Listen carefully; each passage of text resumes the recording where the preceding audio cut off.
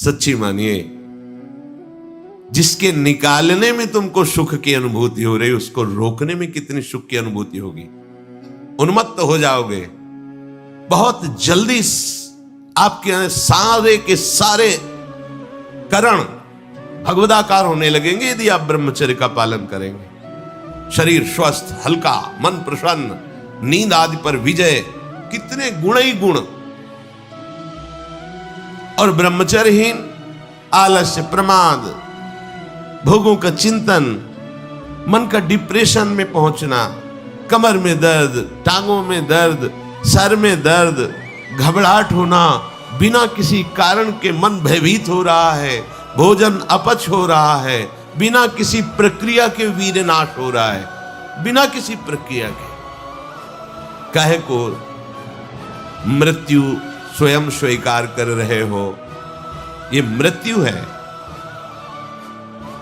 चाहे भगवान दत्तात्रेय जी बोल रहे हैं या भगवान कपिल देव जी बोल रहे हो, जब उपासक को संबोधन करते हैं भगवत प्राप्ति के लिए तो कहते हैं कि इस भोग वृत्ति को साक्षात मृत्यु रूप देखो, ये मृत्यु है तुम्हारी।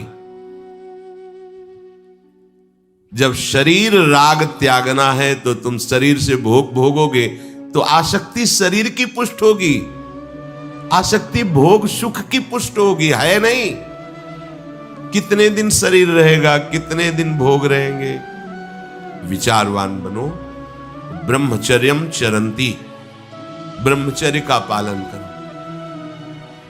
उपासक जो ब्रह्मचारी होता है उसका खिला हुआ चेहरा रहता है, जैसे कमल खिला हुआ, बिना किसी कारण के उसकी मुख मुद्रा में प्रसन्नता होती है। जो ब्रह्मचर्यहीन होता है बुझा हुआ चेहरा होता है, तेजहीन, बिना किसी कारण के वो शोकग्रस्त लगता है। बैठा है, आपको लग रहा है शांत है, लेकिन आप चेहरे को देखो, वो एक शोकग्रस्त है, कुम्हलाया हुआ चेहरा, अशांत चेहरा। मुख प्रसन्न, तन तेज विराजा, यह है ब्रह्मचर्यम चरंती, भगवत आराधन संपन्न उपासक का। जैसे आग में पैर रखते हुए कोई चले तो कैसे चलेगा, ऐसे ही ब्रह्मचारी की पहचान है। इतनी स्फूर्ति उसके अंदर होती, जैसे आग में चलने वाला पूरा पैर नहीं रख पाएगा, अगला कदम रख देगा क्योंकि ताप लग रहा है, ऐसे उसकी स्फूर्ति होती पैरों में। उसकी आंखें एकाग्र रहती है, चंचलता इधर उधर या बार बार झपकना, यह विषयी पुरुष का लक्षण। बार बार पलक झपकना, यह विषयी पुरुष का लक्षण। इधर उधर ताक झांक, चंचलता, ऐसा बैठे तिनका तोड़ रहा है, पैर हिला, यह सब विषयी पुरुष के लक्षण है। यह तो बिल्कुल साधारण स्पष्ट दिखाई देता है आदमी विषयी है या ब्रह्मचारी, एक सेकंड में लक्षण होते हैं। आपको जब भगवत मार्ग का अवसर मिला है तो गृहस्थ हो, संतान हो गई, ब्रह्मचर्य से रहो। नहीं चाहिए संतान तो भ्रूण हत्या, गर्भ हत्या जैसे महापाप करने की क्या जरूरत है। उसी वीर से संतान उत्पन्न होती है जिसको आप नष्ट कर रहे हो, जिसको आप ऐसे पानी में बहा रहे हो, व्यर्थ फेंक रहे हो, तो उसको भ्रूण हत्या का पाप लग रहा है, तो तुमको पुण्य लग रहा है, वीरपात कर रहे हो तुम्हें भी वही हत्या लग रही है, क्योंकि उसमें वही जीवात्मा है जो मां के गर्भ में जाके बालक रूप धारण कर लेती है, उसको तुम नष्ट कर रहे हो। और बुद्धि भ्रष्ट हो गई है, समझ में नहीं आता, व्यर्थ में वीरपात करते हो, व्यर्थ में। तुम्हारा भजन बनेगा, तुम अध्यात्म के योगी बनोगे, मजाक है अध्यात्म का मार्ग। होश में हो जाओ, ये मन के दुलार को बंद करो। जब तक इच्छा ही नहीं भगवत प्राप्ति की तो फिर तुम कैसे भगवत प्राप्ति कर पाओगे। भगवत प्राप्ति की इच्छा कैसे होगी जब तुम्हारी इस तरह से निंदनीय वृत्तियां हैं।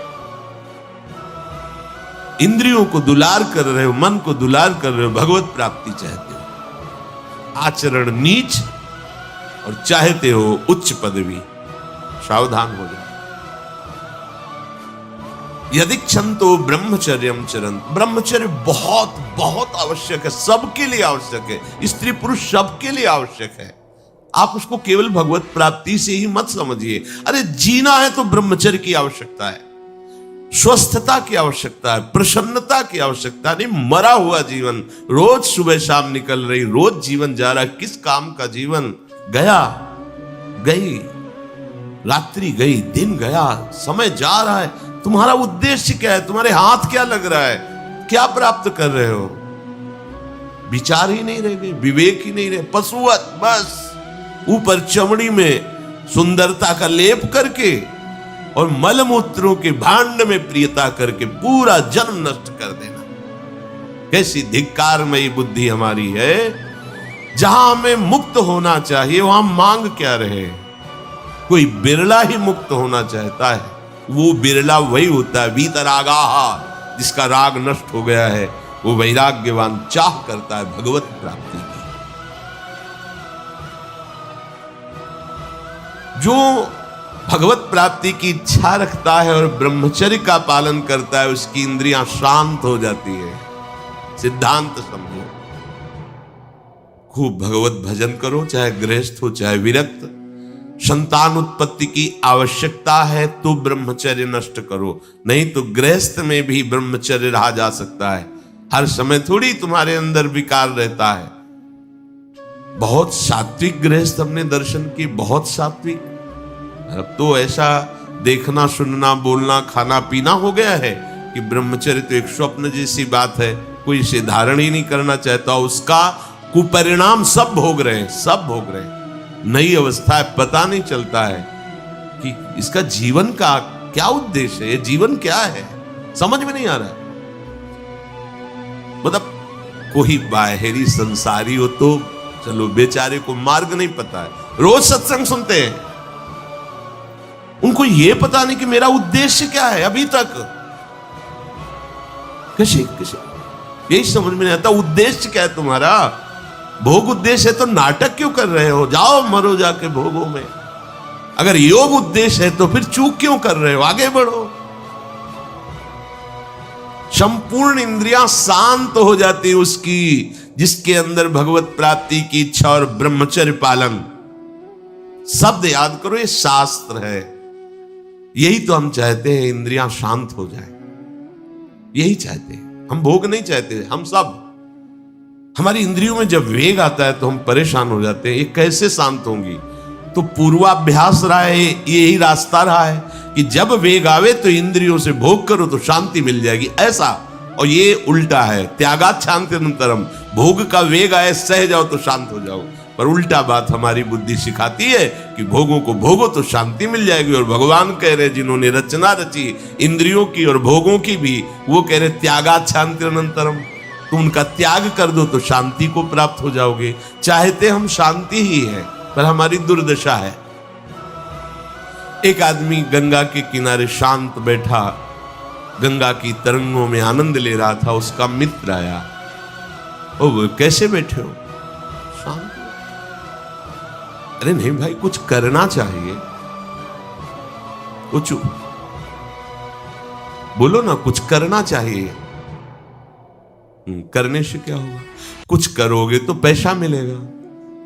पैसे से क्या करेंगे? भोग सामग्री लेंगे। भोग सामग्री से क्या करेंगे? भोगेंगे। भोगने से क्या होगा? शांत हो जाएंगे। बोले तुम्हारी गलत बात है, भोगों से शांति तो प्राप्त नहीं होती। मैं अभी शांत बैठा हूं और तुम मुझे अशांति की प्रेरणा दे रहे हो कि कुछ करो, धन मिलेगा, उससे भोग मिलेगा और भोग के बाद शांति मिलेगी। ऐसा कभी हो ही नहीं सकता। भोगों के भोगने से अशांति और तृष्णा पैदा होती है। बस ऐसा ही मेरा मित्र मन है, ये सिखाता है, यही सिखाता है। हम शांत बैठना चाहते हैं, ये मुझे अशांति के मार्ग में लेकर शांति दिखा रहा है। संभालो, संभालो। सबसे चूक हो सकती है, चूक को संभाल ले वही साधक है। अगर चूक ना हो तो साधक थोड़ी, हो तो सिद्ध है। साधक का शब्द ही है कि वो साधना कर रहा है, उससे चूक हो सकती है, पर वो चूक पुनरावृत्ति में नहीं आनी चाहिए। एक बार चूक हो गई, संभाल लिया। भगवान उस चूक को चूक ही नहीं मानते जो संभाल ली जाए।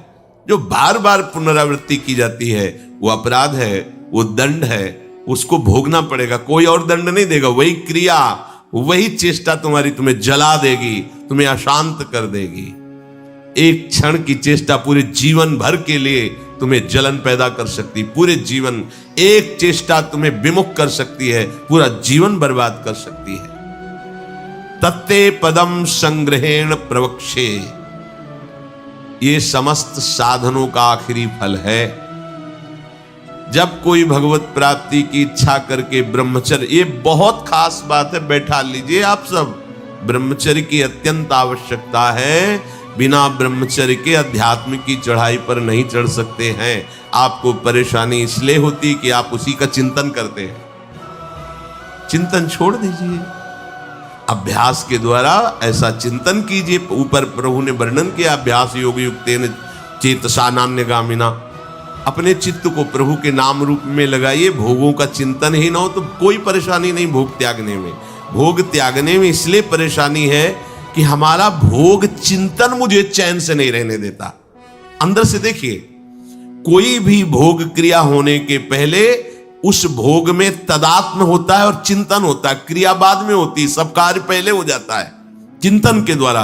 अब चिंतन के द्वारा उससे जो सुखानुभूति हो रही, अब वो क्रिया में सुखानुभूति प्राप्त करना चाहता, वो है नहीं। फिर क्रिया के बाद फिर चिंतन, फिर क्रिया, फिर चिंतन, दुर्गति को प्राप्त हो जाता है।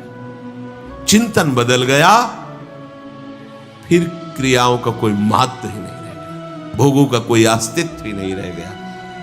जिसका अखंड चिंतन चलता है, कोई भी विषय उस पर अपना प्रभाव नहीं डाल सकता, सब इंद्रियां शांत हो जाती हैं। अब उससे प्राप्त हुआ जो आखिरी फल है साधना का, भगवान कह रहे ये आखिरी फल है।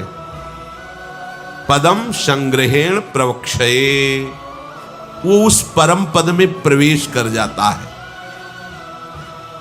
परम पद में अच्छी तरह से उसका प्रवेश हो जाता है, अर्थात फिर कभी नहीं लौटता है, उसे परम पद कहते हैं। सर्वद्वाराणि संयम्य मनोहृदि निरुध्य च मूर्धन्याधायात्मनः प्राण मास्थितो योग धारणम ओमित्येकाक्षरं ब्रह्म व्याहरन् मामनुस्मरन् यः प्रयाति त्यजन् देहं स याति परमां गतिम्। श्री भगवान कह रहे, जब वो ब्रह्मचर्य से भगवत प्राप्ति की इच्छा करके चित्त से निरंतर मेरा चिंतन करता है तो इंद्रियां शांत हो जाती हैं। इंद्रियों के संपूर्ण द्वारों को रोक दिया, आंखें खुली हैं या बंद, केवल नाम दिखाई दे रहा है या मंत्र दिखाई दे रहा है, या मंत्र अधिष्ठात्र देवता श्यामा श्याम दिखाई दे रहा है। ये आंख बंद करके ध्यान लगाना कमजोरी है, क्योंकि अभी उसे बाहर कुछ और दिख और अंदर कुछ और। इसलिए जब बाहर भीतर एक बात हो जाती है तो आंख खुली रहे तो भी नहीं दिखाई दे रहा और कुछ, वो आंख बंद रहे तो कोई समस्या नहीं। खुली और बंद केवल पलकों का भेद है। अंतर के चिंतन का चिंतनीय तत्व उसकी दृष्टि के सामने होता है। इंद्रियों के संपूर्ण द्वारों को रोक लिया, बड़ा कठिन है, देख लो, बहुत कठिन। फिर मन को हृदय में निरुद्ध कर दिया है, हृदय के सिवा मन जा ही नहीं, कोई वस्तु व्यक्ति स्थान का कोई चिंतन नहीं, मन अमना। प्राणों को सूक्ष्म करके मस्तक पर चढ़ा लिया, इसे योग धारणा कहते हैं। और फिर उस समय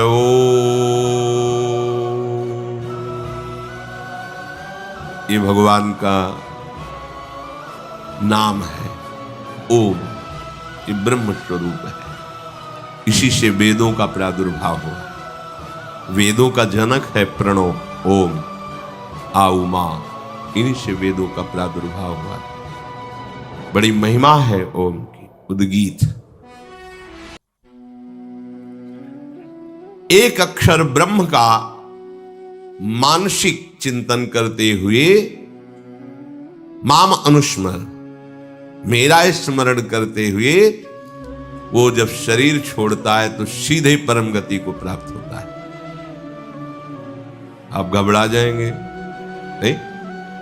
घबरा जाएंगे ना ये बात सुन के? समस्त इंद्रियों को रोककर, मन को हृदय में निरुद्ध करके, प्राणों को इतना सूक्ष्म कर लिया है कि ब्रह्मरंध्र में स्थापित कर दिया, और ओम उच्चारण करते ब्रह्मरंध्र फटा, परम गति को प्राप्त। ये है शुद्ध परम योगी की गति।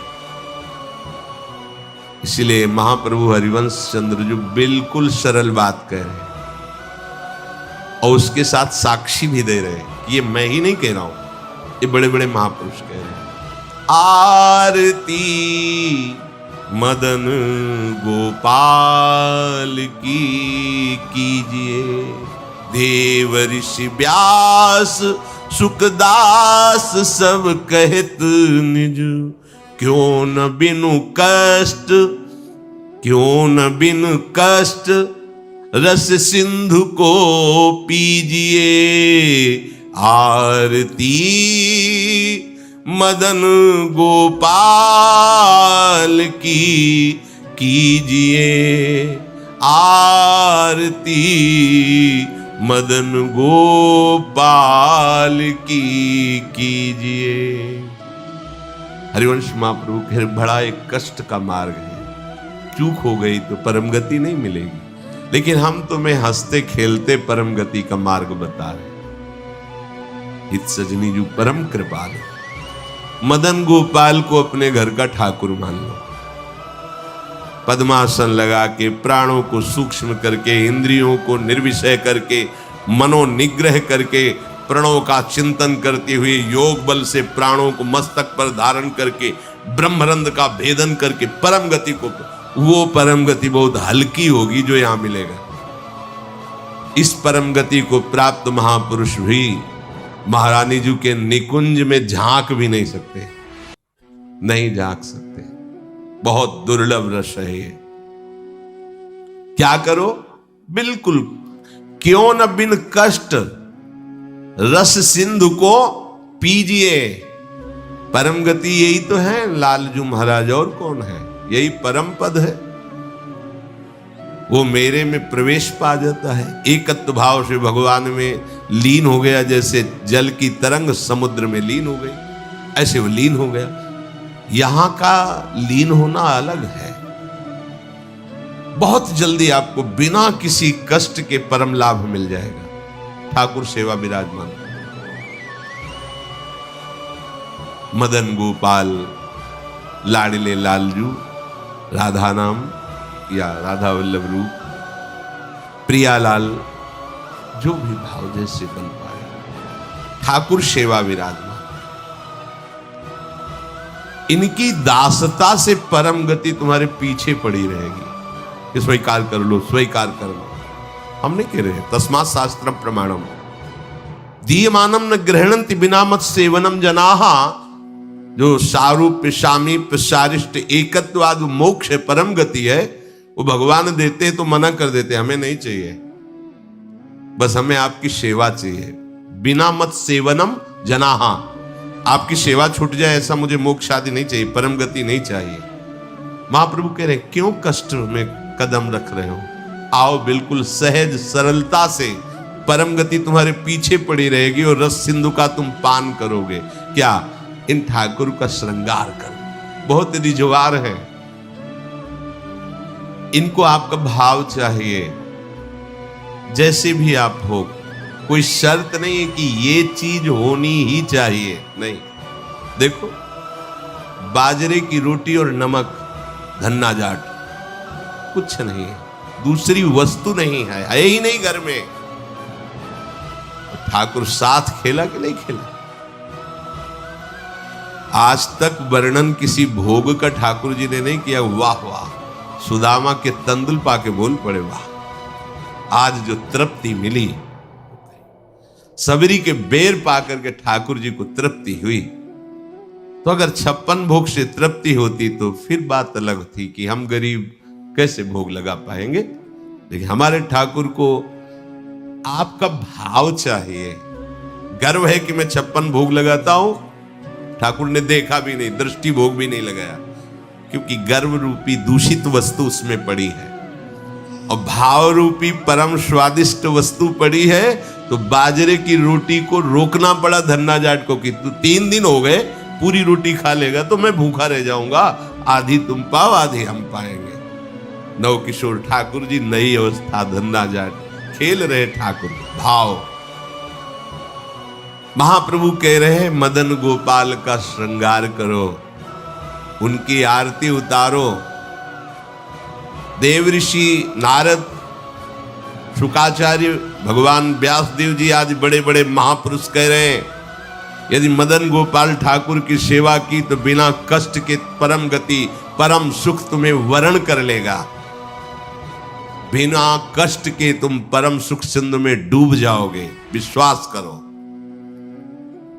हरिवंश महाप्रभु कह रहे हैं अगर करी धूप कुमकुम मलय रंजित, नौबर्तिका घृत सो पूरी राखो, कुसुम कृत माल नंदलाल के भाल पर, तिलक करी प्रगट यश क्यों न भाखो, भोग प्रभु योग भरी हार धरि कृष्ण पे, मुदित भुज दंडवर चमर ढारो, आचमन पान हित मिलत कर्पूर जल, सुभग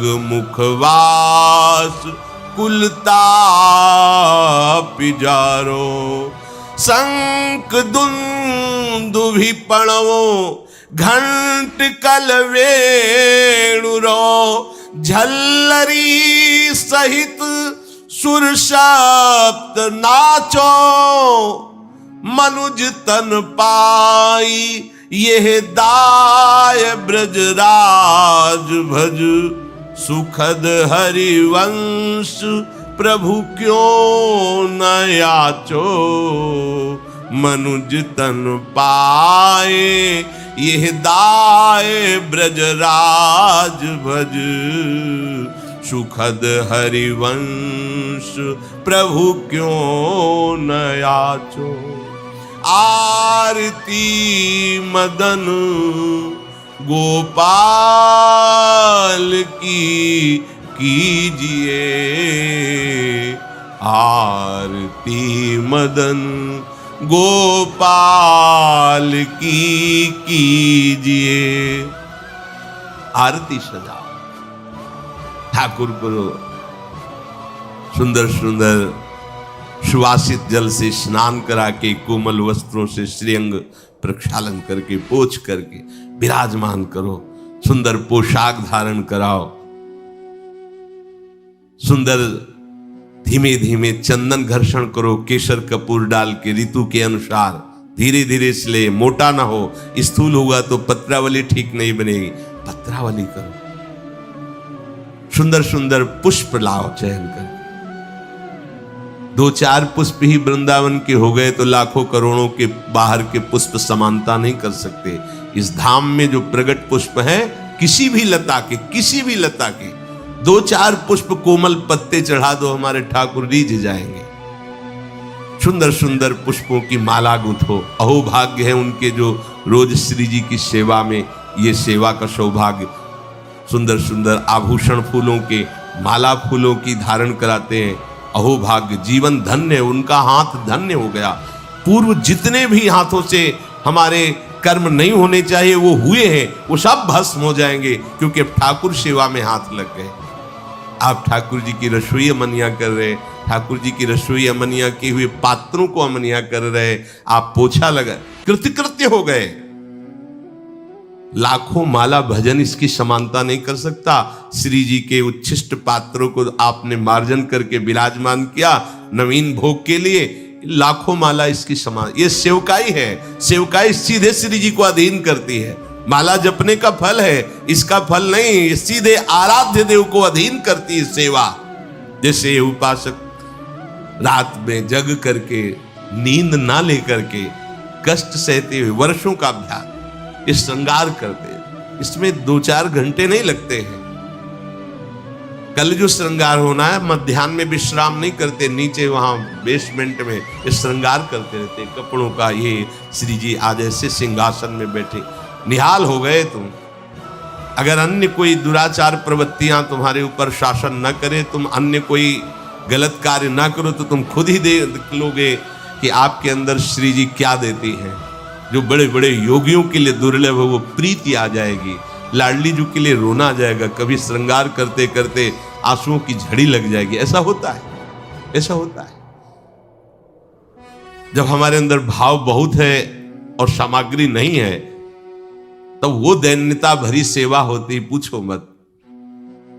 जब कुछ नहीं था, थोड़ी मिश्री केवल, और भाव में कढ़ी चावल और फुल्का ऐसे सब, तो आंसू चल रहे कि लाडली मुझ दीनहीन गरीब की क्या है, आपके द्वारा दी हुई मिश्री केवल है, सामने रख के ऐसा सुख मिलता तो कैसे।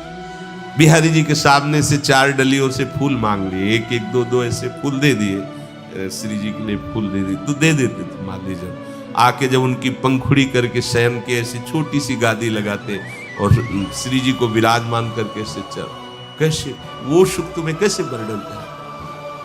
बड़े बड़े योग सिद्धांत भी जहां प्रवेश नहीं पाते, वो ये बात है। जोग कुजोग ज्ञान अज्ञानू जहां राम प्रेम प्रधान, सो सब धर्म कर्म जर जाऊ जहां राम पद पंकज भाऊ। ये आखिरी स्थिति है प्रेम की।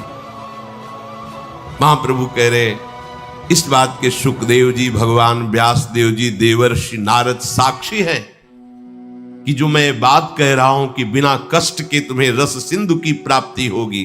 तुम आरती करो मदन गोपाल की, उनको श्रृंगारित करो। आरती में जो धूप होती है अगर, बड़ी सुगंधित होती है। अब तो सब बदल रहा है, पैसे के कारण अन्य अन्य मिलावट की धूप, जरा सी धूप की सुगंध, पूरा वातावरण सात्विक। अपने यहां पहले धूप आरती होती है, बड़ा दुलार भरी सेवा है श्री जी की। फिर इसके बाद जो बत्ती की नोक होती है उसमें चंदन लगाया जाता है, सूखा चंदन पिसा हुआ सूखा, ऊपर से केसर, वो हल्का सा केसर पर लिए हुए चंदन, क्योंकि जो ही हम प्रज्वलित करेंगे तो पहले धुआं ना निकले, सुगंध निकले। इसीलिए महाप्रभु कह रहे हैं कि कुमकुम मलय रंजित बर्तिका, 9 बर्तिका जिसमें चंदन बुरा ऐसे, क्योंकि घी लगा होता है वो चिपक जाएगा। फिर केसर पिसी हुई ऐसे, तो जे ही हम अग्नि प्रज्वलित करेंगे तो धुआं नहीं निकलेगा, उससे चंदन की सौरभ, ये भाव की चीज है। बोले मलय कुमकुम मलय रंजित 9 बर्तिका, कैसी घृतसो पूरी राव, घी से सनी हुई पूरी। कुसुम कृत माल नंदलाल के भाल पर तिलक करी प्रगट यश क्यों अहो भाग्य। आप चंदन घिसे श्री जी के लिए, फिर उससे आप श्री जी को तिलक रचना कर रहे, पत्रावली लगा रहे, अहो भाग्य। ये बड़े भाग्य से सेवा का सौभाग्य मिलता है। पूज्य पादुड़िया बाबा, भजन करना भी बहुत कठिन बात है, लेकिन भजन किया जा सकता है, पर सेवा करना बहुत कठिन, क्योंकि सेवा में सुख की चाह का नाश होता है। सेवक सुख चाह मान भिखारी, व्यसनी धन, शुभ गति बेविचारी, ये तो मूर्खता है। सेवक सुख की चाह करे नहीं, सेवक सुख देने की चाह रखता है। भिक्षुक मान त्यागी होता है, बैरागी मान त्यागी होता है। सुंदर सुंदर फूलों की माला प्रभु के गले में धारण करवावे, सुंदर तिलक रचना करे। तिलक रचना और माला धारण करवाते समय यश क्यों ना भाके। जैसे आप श्री जी का श्रृंगार कर रहे हो तो आपको गुनगुनाना चाहिए अंदर, ब्रजनव तरुणी कदम्ब मुकुट मणि श्यामा आजू बनी, नख शिख लो अंग अंग माधुरी मोहे श्याम धनी। ब्रजनव तरुणी कदम्ब मुकुट मणि श्यामा आजू बनी। पत्रावली यो राजत कवरी गुंथित कच कनक कंज बदनी चिकुर चंद्रिकन बीच अर्ध बिदु मानो ग्रसित पनी या आवत श्री वृषभानु दुलारी। पूरे पद में प्रथम उबटी मज्जन कर सज्जित नीलवर श्रृंगार के पदों का क्यों गायन नहीं कर रहे? आचार्य चरण कह रहे जब आप श्रृंगार कर रहे हैं श्री जी का तो पद गुनगुनाना चाहिए। श्रृंगार के बनी वृषभानुनंदिनी आज भूषण बसन विविध पहिरे तन पिय मोहन हित साज, बहुत से श्रृंगार के पद हैं, गुनगुनाना चाहिए।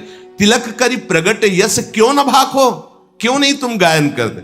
अब आप तिलक रचना कर रहे हो, बातें प्रपंच की सोच रहे हो या कर रहे हो, ठीक बात नहीं है। अभी तिलक रचना ठीक नहीं हुई। जिनकी तिलक रचना कर रहे हो उनके यश का, उनकी सुंदरता का गायन करते हुए फिर कह रहे हैं महाप्रभु, इसके पश्चात भोग प्रभु योग भरी थार धरी कृष्ण पे। जब हमने श्रृंगार किया, आरती तैयार करके विराजमान कर दिया। सेवा में एक क्षण का भी विलंब नहीं होना चाहिए। आपको पता है धूप के बाद श्रृंगार आरती होगी तो धूप होते होते श्रृंगार आरती प्रज्वलित हो जानी चाहिए। धूप की जेव ही पदावली संपन्न होने जा रही श्रृंगार आरती ऊपर, इसके लिए देखना पड़े तो सेवा में प्रमाद माना जाता है। सेवा में स्वामी की सेवा की आवश्यकता के पहले सेवक सेवा सौंज लिए खड़ा है। ये नहीं आरती कहाँ है, आरती, अरे आरती तैयार करो, ये नहीं, ये प्रमाद स्थिति है। इसलिए सबसे पहले प्रभु ने कहा है आरती तैयार कर ली, श्रृंगार किए हुए प्रभु को तिलक लगाए, माला पहनाए, अब भोग लगाए। आरती तैयार है पहले से, जैसे उस दिन त्रुटि नहीं, ये विलंब नहीं, सेवा में प्रमाद नहीं। स्वामिनी जी के मन में बाद में आता है सखियां पहले सेवा सौंजे करती, आज ऐसा होगा, पहले ही पता है उनको, तो आपको तो पता है ना, पहले धूप के बाद श्रृंगार आरती। अब भोग, भोग प्रभु योग भरी थार धरी कृष्ण पे। योग में दो भाव होते हैं, एक होता प्रभु के योग्य भोग। ऐसा नहीं कि तुम अपने मनमानी की प्याज लहसुन छौके प्रभु का ही सब बनाया हुआ है, सब मूर्खता नहीं। कि प्रभु के बनाए हुए और भी कुछ हैं जो तुम नहीं भोग पाओगे, दंड विधान, नरक, रोग नहीं भोग पाओगे।